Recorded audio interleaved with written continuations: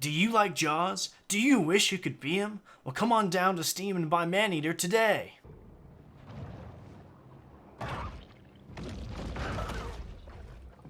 It's been about a year since I played Maneater the first time, so I decided to come back to it and see if it's half as good as I remember. The game looks and plays like a realistic cartoon, where you can tear the limbs off of bigger enemies and people, but you can also hop across the land like a shark that just got hit by a cartoon cat that doesn't see a now very angry shark sneaking up behind him. The game doesn't quite aim to have such detail as to render every hail follicle, but it does have solid art direction, keep you in the expectation that it isn't at all reality. Funnily enough, the game is actually narrated like a reality TV show, with a witty host making jokes and comments on things that you're doing throughout the game.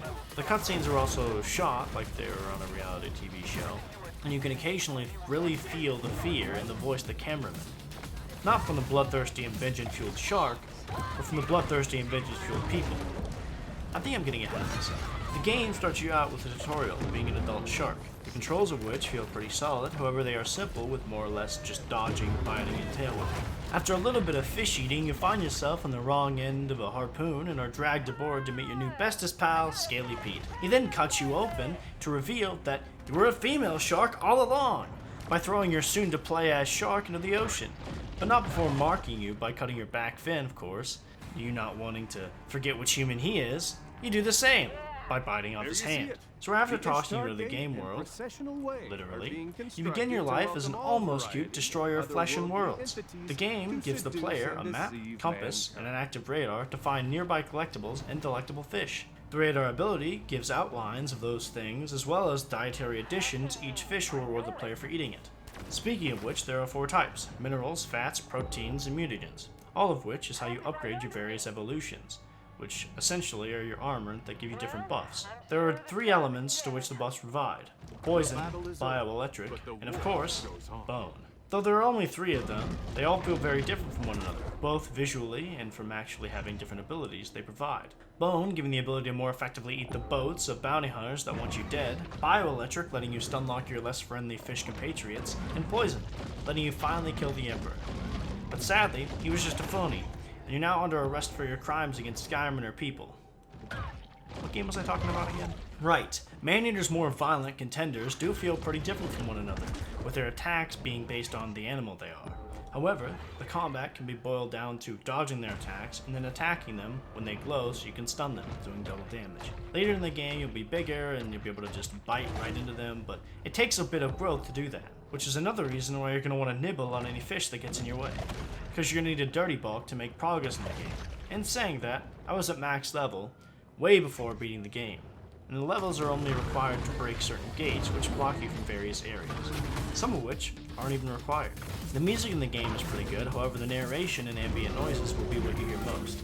The narration is mostly done by Chris Parnell, and he does a fantastic job being a witty TV host, the comedy of which is darker, making light of pollution mankind has caused in the oceans.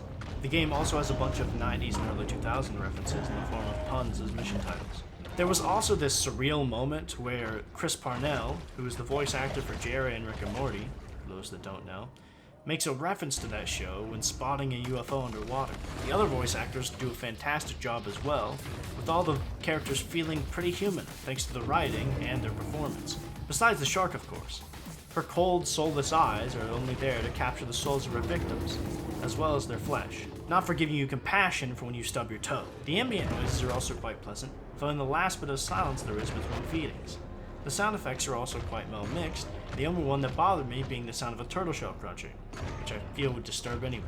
While the gameplay is satisfying, I do have my gripes with it. Though most of your more violent roommates in the ocean will attack you a little differently, once you get a hang of the combat in the early game, I doubt you have to change up your strategy very much, as the enemies pretty much just charge, bite, and tail whip you from the very beginning to the very end. And though the animation change as well as the timing, not much else does. The humans in Maneater do progress in both sides as well as weapon variety, from harpoons to guns and explosives, but my strategy never really changed with them either. I had to change which evolution I used, but that was just to be more effective at munching the metal bottoms of boats. You could easily get away with using nothing with the bone zone gear and beating the entire game, but I also found myself fighting the camera whenever I got too close to the surface, which is a decent portion of the early game. The story of the game is also a weak point. Even though the characters feel human, I'm not at all invested in them, seeing as the protagonist is a silent shark and the antagonist asks for what's coming to him. Overall, Maneater is a pretty good gameplay and an okay story. It's easy to just eat small fish in your way from area to area without stopping. The enemies act and look a little different, with the animation of eating them changing from fit the animal. And the comedy of the game, mixed with the enjoyment of getting bulk, kept me going right along. I would say if you like collectathons and eating big to get big, this game might be for you.